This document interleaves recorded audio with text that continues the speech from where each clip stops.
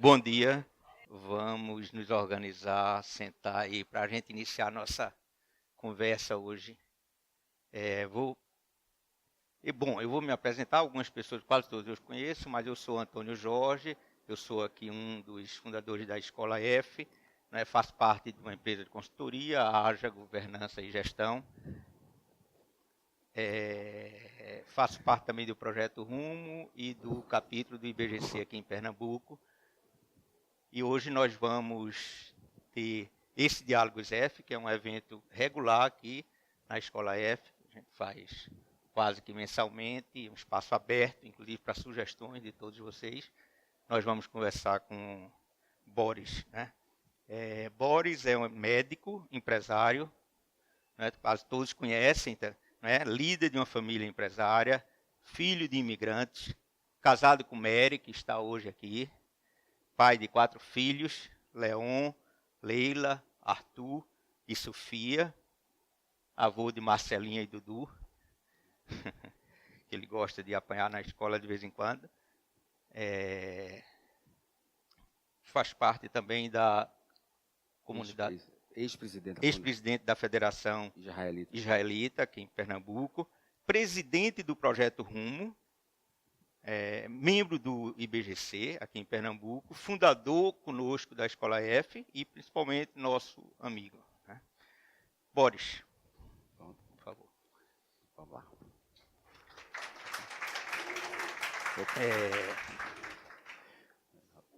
Antes de iniciar com Boris, sei que a curiosidade é grande, por que Boris, né? Por que a gente convidou Boris, né? Estava pensando, poxa, tanta gente, a gente escolheu o Boris aí numa das reuniões. Por ordem alfabética, não? Não, foi por ordem alfabética.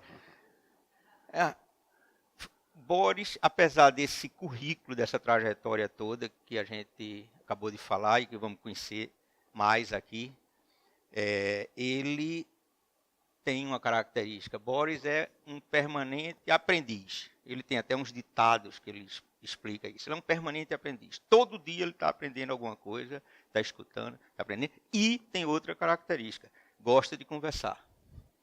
Gosta de conversar.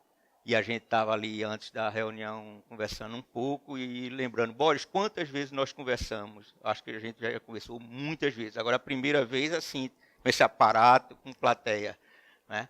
Mas é um cara que gosta de conversar, né? E tem uma experiência a contar que pode trazer boas reflexões, né? Então, hoje a programação é a seguinte: eu vou fazer aqui uma entrevista, inicialmente, com Boris. Em seguida, nós vamos abrir para discussão, comentários, perguntas. Vamos fazer esse diálogo aqui em conjunto, né? E no final, vamos fazer uma apresentação e algumas informações sobre a Escola F. Algumas pessoas aqui já chegaram, já estavam perguntando, e a gente tem algumas informações a passar para todos vocês. Essa programação, não é isso? Então, vamos começar? Vamos lá. Bom dia a todos. Muito obrigado a presença de todos, agradeço bastante. É um tema realmente que eu gosto de falar, e quando meus sócios da Escola F me pediram para eu falar, eu disse, fiquei bastante nervoso, não posso negar isso a ninguém, mas gosto de compartilhar a minha história e gosto de ouvir também as histórias de outras famílias empresárias. Mas a minha história, propriamente dita, não começou comigo, né? Começou com a história dos meus pais, né? Meus pais sobreviventes da guerra, da Segunda Guerra, minha mãe sobrevivente de um campo de concentração, e de um grupo de mais de 1000 pessoas, ela foi uma das 100 que conseguiu sobreviver, e meu pai, soldado do exército romeno, russo, depois sob domínio russo, e os dois sobreviveram. Minha mãe é uma história muito, muito pesada, realmente. Como era o nome de sua mãe e de seu Mamãe, pai? Paula, e o nome do meu pai, Leon. E os dois, pós-guerra, minha mãe era uma garçonete de um bar, e meu pai, soldado ainda do exército romeno, E minha mãe me dizia que foi amor à primeira vista e casaram. E passaram 2 anos perambulando na Europa em busca do visto para vir para o Brasil. E na época de Getúlio Vargas, o visto para vir para o Brasil era muito difícil. Mas por que eles escolheram o Brasil? Porque, coincidentemente, 2 irmãos de meu pai vieram para Recife antes da guerra para a Europa com muita dificuldade para reconstruir a vida. Então, em 1948, 4, 5 anos após a guerra, depois de muita luta para conseguir o visto, chegaram em Recife em 1948, e eu digo o seguinte, trazendo muitas malas de esperança, praticamente com a roupa do corpo. E eu tenho muito orgulho de ser recifense, mas também tenho muita gratidão, porque eles puderam retomar a vida, reconstruir a vida. E eu digo sempre também que Recife não foi só um porto de entrada, mas sim um porto seguro, não foi uma pedra no caminho deles, e sim um porto seguro para eles retomarem, reconstruírem a vida, reconstruir a família. E tenho uma gratidão também muito grande a Olinda, porque foi em Olinda, subindo e descendo as laderas de Olinda, não atrás dos blocos de carnaval, que meu pai começou a mascatear para conseguir o sustento da família. Ô Boris, bom, isso tudo começou assim. E tua vida profissional, como começou? Como é que ela nasce? Como é que ela surge? Se hoje é proibido o trabalho infantil, acho que minha vida profissional começou com 10 anos de idade, carregando uma marmita, levando. Meu pai tinha sofrido um acidente, tinha uma loja em Casa Amarela, já depois de muito tempo mascateando, ele conseguiu juntar algum recurso e colocou uma loja de imóveis na rua Padre Lemos, em Casa Amarela. E papai teve um acidente, então todo dia alguém tinha que levar o almoço dele. Então, essa tarefa era dividida com meu irmão. E com 10, 12 anos, eu levava todos os dias, eu e meu irmão se dividindo, levava o almoço de meu pai. Eu almoçava lá também. E, já que eu estava na loja, meu pai me pedia para emitir uma nota fiscal, datilografar. Poucos de vocês sabem que termo é esse, datilografar. Datilografava as duplicatas. E aí, eu, com 10, 12 anos, eu passei a entender o que é o mundo do comércio, o que é o mundo dos negócios. Ia fazer pagamentos bancários. Então, comecei a ter uma visão do negócio. E aí foi aí quando eu comecei minha vida profissional. Entrei na faculdade de medicina com 17 anos e no 2º ano de medicina, meu pai teve um infarto. E aí, num sábado para o domingo. No 2º ano de medicina? No 2º ano de medicina, eu já estava com 19 anos de idade. Eu já tinha 19 anos de idade. Que idade teu pai tinha? Papai era 15 anos mais que mamãe. Papai já tinha quase 70 anos de idade. E aí, no sábado para o domingo, papai teve um infarto e domingo à noite teve a primeira reunião de família. Eu disse, vamos fazer o quê? E eu, na minha impetuosidade, disse, mamãe, vou largar a faculdade e vou tomar conta da loja. E a senhora vem tomar conta de papai aqui no hospital. Ela disse, não, senhor, eu vou tomar conta da loja e você continua com a sua faculdade. Então, aí foi o primeiro ensinamento que minha mãe passou para mim. Primeiro a cabeça, depois o bolso. Né? O que você tem no bolso, você pode perder, mas o que você tem na cabeça, ninguém tira. Você vai se formar que isso vai ser muito importante para todos nós.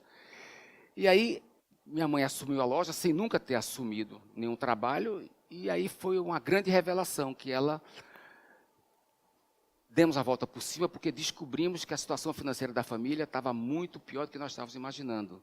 E a causa do infarto do meu pai foi o passivo que ele estava passando. E aí... Isso não era compartilhado, vocês não sabiam? Não era compartilhado. E aí descobrimos que todos teriam que trabalhar. Então eu continuei na faculdade, não fui para a loja, mas comecei a vender fundo de investimento, comecei a vender ações, na época o esporte estava fazendo uma ampliação, vendendo cadeiras cativas do esporte. Logo o esporte. Logo o esporte, né? E eu que náutico doente, né? Mas para ganhar dinheiro a gente tem que fazer tudo, né? Então aí continuei a estudar, comecei também a vender fundo de investimento, vender ações, e todo esse dinheiro, e vendi bastante. Na época, a Siquini Petroquímica estava lançando ações, eu consegui vender bastante para um amigo meu que era um grande investidor. E todo o dinheiro para dentro de casa. Então, aí foi. E aí, consegui. Meu sonho na época era fazer pediatria. Mas, por conta de uma carona com o professor da faculdade, mudou o meu destino. Eu não sei por que ele me perguntou e disse, Boris, você pretende fazer o quê? Eu disse, professor, eu quero fazer radiologia. Ele disse, você quer um estágio na clínica radiológica Zé Aguiar Pereira? Eu morava na Zé de Alencar. A clínica radiológica Zé Aguiar Pereira era na Manuel Boba, era 200 do meu apartamento. Então, praticamente todos os dias eu passava pela porta. Eu disse, espera aí, eu vou pertinho de casa. E comecei a estagiar nessa clínica. E por conta do aprendizado que eu tive com 12 anos de idade de datilografia, eu comecei a ajudar na realização de exames e comecei também a datilografar os laudos. E comecei a ganhar um extra também por conta dos laudos que eu ajudava a datilografar. Eu aprendi radiologia e estava também ganhando já um dinheiro. E o que fez com o seu primeiro salário? E em 1973, né, me formei. Depois de passar um ano... Você estava já nessa clínica, então? Eu continuei na clínica. Continuei na clínica. O sexto ano de medicina, na época, eu fiz um internato no Rio de Janeiro, dedicado exclusivamente para radiologia. E voltei e entrei no grupo para trabalhar. A formatura de medicina é em dezembro. Em janeiro, dia 30 de dezembro, eu chego em casa com o meu primeiro salário de médico. Provavelmente 5.000 a 6.000 moedas da época. Cheguei com o cheque na mão, virei para a mamãe e disse, vou fazer uma farra muito grande. Ela se virou para mim e disse, me dê metade. Eu disse, vocês estão rindo, mas eu fiquei bravo na hora, né? Eu fiquei indignado, mamãe. Durante 4 anos, tudo que eu ganhei foi para colocar dentro de casa. E agora o meu primeiro salário, a senhora quer metade? Ela se virou para mim e disse, seu besta, me dê metade para eu abrir uma poupança em seu nome. E a outra metade, R$ 2.500 de farra, era muita farra, viu? Então, foi mais um aprendizado que eu tive de mamãe na minha vida profissional. E outra coisa, né? Hoje se fala muito da participação da mulher na empresa, na família, né? Isso, na minha família, isso já é desde o século passado, né? Minha mãe teve uma participação muito importante na nossa vida. Mary trabalha comigo, praticamente, há muitos anos, né? Se hoje tem essa questão do empoderamento, né? Da questão salarial, Mary tem um salário igual ao meu. Então essa visão de trazer a mulher ao seu lado, com todas as benesses que os homens têm, isso já faz parte da nossa história há muito tempo. Pode conferir essa informação? Hein? Eu acho que o meu salário vai aumentar hoje. Vai ficar maior do que o de Boris. Eu já estou contando como ele... Você tem testemunha, né? Bom. Então, isso, quer dizer, eu digo até quando alguém me pede nos restaurantes, nas mesas de bar, em qualquer... Bora, conta um pouquinho a tua história. Eu digo, primeiro, pega o lenço, vai enxugar tuas lágrimas. Mas a minha história, o exemplo que eu tive dentro de casa, foi de muita superação, de muita força, principalmente por conta da nossa heroína, que é minha mãe, que foi minha mãe.